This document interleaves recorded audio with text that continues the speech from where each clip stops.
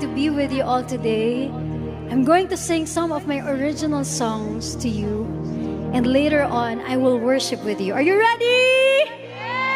Yes! This song speaks about no matter what you're going through in life, there's always someone there for you, and that is God. So, huwag kang mahiya na lumapit sa Kanya. Bagkos ikaw ay lumapit. This song na sinulat ko po, I was going through a tough time. And God proved Himself to be so faithful. He showed up for my life. And I know whatever you're going through, He's gonna show up para sa'yo. Para po sa inyo lahat.